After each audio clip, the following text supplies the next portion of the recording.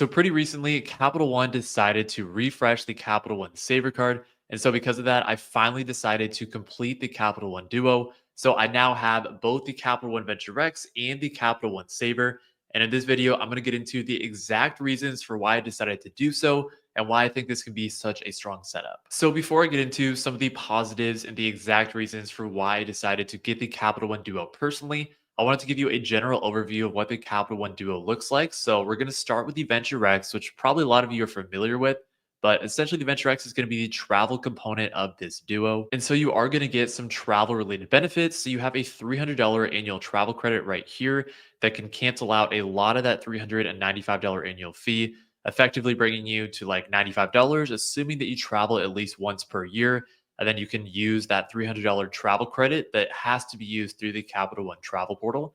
But in addition to that, there's also some other benefits as well. So you get 10,000 bonus miles on your card member anniversary every single year, which typically can give you at least $100 in value and maybe more depending on how you redeem that. But right away, again, you're basically getting to that annual fee just from those two benefits. If we scroll down a little bit as well, the Venture X especially has very strong point multipliers specifically for travel.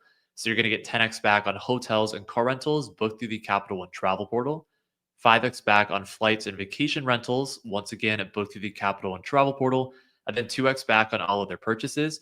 So what the Capital One Venture X can be is your high travel upside card. And then in addition to that, for some people, it can act as your catch-all credit card as well for any purchases that fall out of those common spending categories to get 2x back on all of those purchases. And then once again, you have access to Capital One lounges, which can give you some sort of airport lounge access depending on where your home airport is and where you typically travel. Um, some other benefits as well, such as a really strong travel portal that gives you some of these price matching protections. And overall, the Capital One Venture X is going to be that high upside travel card. And then the other component of the Capital One Duo, which completes that two card setup, is going to be the Capital One Saver, which again was just refreshed in the past couple months. But essentially, what the Capital One Saver is it's going to be a more well rounded credit card in terms of the point multipliers. So if we scroll down a little bit, we can see what those point multipliers are. You're going to get 5% cash back on hotels and car rentals booked through the Capital and Travel portal. So that's the same as the Venture X and not any better in that case. But you're going to get 3% cash back at grocery stores, dining, entertainment, and popular streaming services. So that can cover a lot of your common spending categories. And it's a reason that a lot of people are using the Capital One Saver over the Amex Gold these days, just because the Gold has gotten people pretty exhausted with all the different credits. And technically, you're getting a little bit lower of a multiplier for dining and for grocery stores with the Capital One Saver. But technically, this has a $0 annual fee, so there's no downside, and it's become a pretty good alternative. And essentially, the reason that the Saver One, I guess the Saver now, and the Venture X work so well together is because within the Capital One Saver, which they just refreshed again, you're basically going to cover a lot of those common spending categories, and it's kind of going to be the well-rounded credit card that you probably use most often in terms of pulling it out of your wallet whenever you go out to eat or go to a grocery store or something like that. But then you can actually take all of those cashback rewards that you earn on the Capital One Saver and transfer them into Capital One Venture X miles, which can then be used for like travel partners and stuff like that. So they can be used interchangeably. And then again, the Venture X, you're going to use a little bit less, but it has that additional travel upside and those higher travel multipliers as well. Okay, in a second, I'm going to hop into the exact reasons for why I decided to apply for the Capital One Duo and why I think this setup can work really well for my own strategies. But first of all, I wanted to talk about some of the application tips that I had and just my overall journey for finally getting approved for the Venture X and some of the things that you might want to know before you actually dive into Capital One credit cards or the Capital One Duo specifically. So my journey with Capital One credit cards started back in January of this year. Essentially, Capital One is typically very credit inquiry sensitive. So people who have had a lot of credit inquiries on their credit report, so people just like me who apply for credit cards all the time and go for a lot of different welcome bonuses, typically have a more difficult time actually getting approved for the Capital One Venture X. So what I essentially did is I instead had my wife apply for that credit card because Lucia had less credit inquiries on her credit report. So on paper, I felt like it was maybe the better idea to go with her instead. And so one tip that I have for you that we definitely should have done, we actually didn't do, and it's part of the reason that we got denied, or at least we could have seen it coming more in advance, is to utilize Capital One's pre-approval tools. So I have pulled up right here the regular Capital One pre-approval tool, which basically allows you to just answer some questions, find out if you're going to get pre-approved for specific Capital One credit cards, and then you can know for sure going into the application instead of wasting like a hard inquiry and stuff like that, and just wasting some stress and anxiety over the application as well, whether you think you have a probably a good chance of getting approved based on how that pre-approval goes. There's actually a separate link for the pre-approval tool on the VentureX specifically. So I'll put this down in the description of this video just so you have access to it. But essentially, you're going to want to use this link because this is the exact pre-approval link for the VentureX in particular. And same thing, you're just going to answer some questions. You're going to find out if you're pre-approved. Then you can know for sure going into an application whether you're actually going to get approved for the Capital One VentureX. And essentially, in our situation, we did not use the pre-approval tool the first time when Lucia applied, and we got denied. Then after that, I applied myself. Again, going into it, I wasn't knowing if I was going to get approved, and I honestly kind of thought I wasn't going to, just because I had too many credit inquiries on my account. But ultimately, I ended up doing the pre-approval tool for the VentureX for my information first, and I saw that I was pre-approved. So going into the application, I felt somewhat strong about my possibility of getting approved. And then I submitted the actual application and I got approved for the VentureX. So highly recommend that you go through the pre-approval link first, just to ensure that you have a good chance of getting approved. And then just in terms of some other Capital One rules that you probably want to be aware of heading into an application, you technically are only allowed to have two personal Capital One credit cards at the same time. And then typically you need to wait about 6 months in between applications, but I have seen some data points recently on the internet of people basically saying that it took them 2 months or 3 months, and then they applied again and got approved for a different Capital One credit card. I wouldn't be that confident in telling you to do the same, but it's definitely possible that there's a little bit more leniency with that rule right now. Okay, now let's get into the exact reasons for why I personally decided to apply for the Capital One Duo. And the first reason is actually right there, which is the limited time offer where you'll be able to get $250 cash back when you spend $500 or more in the first 3 months. By the time that this video is posted, I'm not exactly sure if that offer is still going to exist. But when I applied for this card, I got the additional $50 since it's typically $200 cash back. But then again, I can actually take all those rewards that I'm earning, even though they're technically cash back rewards. I then convert them into Capital One miles that I can transfer up to the VentureX and have that additional travel upside. Obviously, I understand it's not like groundbreaking and this crazy high offer or anything like that. But my goal is always to get the highest offers that I can for each credit card that I'm going for. And so technically, since I wanted the Capital One Saver at some point anyway, I decided to take advantage of the limited time welcome offer. The second reason that I decided to apply for the Capital One Saver and complete my Capital One Duo is because of these point multipliers right here, especially the second blob right here where it says 3% cash back, because it essentially gives me an alternative to the Amex Gold Card. I know we touched on it a little bit earlier, but I'm technically someone who's going to continue to use the Amex Gold Card for now. I know a lot of people are already deciding to cancel it and get rid of the card as soon as possible, but I'm going to give it one more chance. I'm probably going to use it throughout 2025. And then I'll get a good sense on whether I want to continue holding it long term or not. But either way, I have a pretty good alternative to the Amex Gold because I get 3% cash back on groceries and dining, which again can be converted into Capital One miles. So I'm basically just getting one time multiplier lower since it's technically 4x back on the MX Gold. But I'm also going to have that same travel upside. Maybe the Capital One ecosystem isn't as good as American Express, but still, I'm going to have a good option for a credit card that can be an alternative. And I'm also going to get that with a $0 annual fee. Plus, it's going to be the card that I'm going to use for streaming services and for entertainment.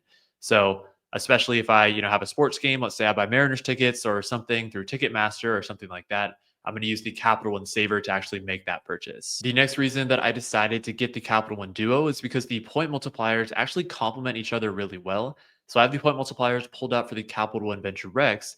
And as you can see, there's a lot of travel upside since you have the higher multipliers for hotels and car rentals through the Capital One Travel Portal, the higher multiplier for flights and vacation rentals, and then 2x on everything else. So essentially, it's very possible if I wanted to only use this two card setup by using the Capital One Saver for a lot of my common spending categories, and then using the Venture Rex for my travel upside and as my catch-all credit card. Obviously, I have a lot more credit cards than just these two, and I'm going to be using some other ones in my setup as well. But if you wanted to, that's a huge benefit to the Capital One Duo, is that technically you're basically covering everything just with these two credit cards, except for gas stations. That's where you might want to add in another credit card as well. I touched on this earlier, but the next reason that I decided to get the Capital One Duo is because technically the points can all be used in the same ecosystem. So on the Capital One Saver, you're going to be earning Capital One cashback rewards, which you could just convert for cashback if you wanted to. But also, you have the ability, if you also have a higher upside card like the Capital One Venture X, to take all those cashback rewards that you earn on the Capital One Saver and then convert them into Capital One miles up to the Venture X. And then once those miles are all held within the Venture X, then you have the opportunity to get higher point cent per point values since you can use those miles to book travel through the Capital One travel portal if you wanted to, or even better, leverage Capital One's travel partners to get outsized value. The next reason that I decided to complete the Capital One Duo is because of Capital One Airport Lounge access. So I have the lounges pulled up right here. Right now, there are Capital One lounges in Dallas, Denver, and DC. But there are some new Capital One lounges that are coming next year in New York and Las Vegas, as an example. And Capital One's pipeline is still pretty early on, so they're continuing to expand that at a rapid rate. But you might be wondering why I care about this at all, since there's no airport lounge in Seattle. And I typically fly out of the Seattle airport. And if I'm going to be traveling, either I'm taking an international trip where there's no Capital One lounges, or I'm usually traveling along the West Coast to like LA or San Francisco, where again, there's also no Capital One lounges. And the reason for that is because it's nice to have, especially when I do travel and maybe there's a connection in one of those cities. So, as an example, this year in 2024, I went on a weekend trip to Washington, D.C. with my wife, Lucia, and we had an opportunity to get to the airport early on our way back and spend about 3 or 4 hours in the Capital One lounge at the Dulles Airport, which I have to say was a pretty expansive lounge. When we were there, it was actually relatively empty, so it was very spacious and open. I was able to get some work done with a glass of wine and get some snacks and food as well. They have a lot of cocktails they can make for you. They have a different food bar with some different rotating options. And I thought it was a pretty nice lounge overall. So it's nice to have. Obviously, it's not like the number one reason I got this setup by any means, because it doesn't necessarily directly apply to me. But it's nice to have that when you do have a connection in one of those cities. And who knows, as Capital One it builds out their pipeline, if there's some more useful lounges that are added as well. But honestly, probably the number one reason for getting the Capital One Duo, and I guess in this case, the Capital One Venture X specifically, is going to be the negative effective fee. So, what I mean by that is the Capital One Venture X has an annual fee of $395. So, that's what you're going to be paying every year. And what I mean by effective fee is it's basically taking into account the specific value that you're getting and then that annual fee of $395. And the effective fee is what you're effectively paying after taking into account some of the value. So, in terms of the negative effective fee on the Capital One Venture X, the first thing is this $300 annual travel credit that you get for any booking through the Capital One travel portal. So, I was pretty easily able to use this year just for round trip flights down to SF to see a friend from college. And as long as you're traveling at least once or twice per year, it should be a pretty easy credit to utilize. So, that's going to be specific value taken away from the annual fee. So if we take the $395 annual fee and subtract the $300 travel credit, your effective fee is technically sitting at $95. Then we have the 10,000 bonus miles that you get on your card member anniversary every year. So technically, this is going to be worth at least $100 in value if you redeem those miles through the Capital One travel portal. So since our effective fee was $95 from these two benefits, and then we're getting $100 in value from this benefit as well, technically the $100 in value minus the $95 effective fee brings us to a -5 effective fee for the Capital One Venture X. And that's just by using these two benefits alone and none of the other value on the card. Finally, the last reason for why I decided to complete the Capital One Duo is going to be because of the strong travel portal. So, as you can see right here, there's smart booking with Capital One Travel, where essentially they have a partnership with Hopper that is guaranteed to give you the best prices when you're booking through the portal. And honestly, this is huge because sometimes with some other travel portals and other ecosystems, the prices tend to be a little bit more inflated, which makes it harder to get value from some of the different credits and stuff like that. But if you take a look at some of these benefits through Capital One's travel portal, basically, if you book your flight when we recommend and the price drops within 10 days, you'll get a $50 travel credit to split the difference. Then, if you find a better price, then they'll actually match it. So, let's say that you booked a flight through the Capital One travel portal, found that exact same flight through Google Flights or somewhere else for a cheaper price. Basically, notify them within 24 hours and show them that cheaper price, and they will make sure that they match that price. which essentially is just making sure the travel portal prices are the same that you find anywhere else and that you're not getting a way overinflated price through the portal. This is especially going to be important because obviously we're going to be using the portal at least once every year to activate the $300 annual travel credit. And then obviously if there's any other bookings or using your miles for any redemptions or anything like that, having some of these features are going to be really important. So in general, I think the Capital One Duo is a great setup for pretty much everyone, a lot of which is due to the simplicity because again, you have that negative effective fee by just using two benefits to get more value than the annual fee every single year. Whereas with some other credit cards or credit card setups out there, it's more of a dependency basis in terms of, hey, the Amex Platinum works really well only if you can utilize a lot of those credits organically, or if you have a Centurion Lounge at your home airport. And hey, the Chase Sapphire Reserve works really well only if you book a lot of travel through the travel portal to actually be able to utilize the 50% higher redemption value and make sure that you're actually getting value from that card. So, in general, I do think the Capital One Duo is one of the best credit card setups that you can possibly get. And now, if we add in the changes to the Capital One Saver by being able to get the higher welcome bonus and stuff like that, I do think this setup right here is one of the best setups that you can get on the market right now. So, thank you all so much for watching this video. I hope you all have a good rest of your day. And thank you all so much. I would have put up a peace sign, but got two cards in my hand. I'll put one down. Peace.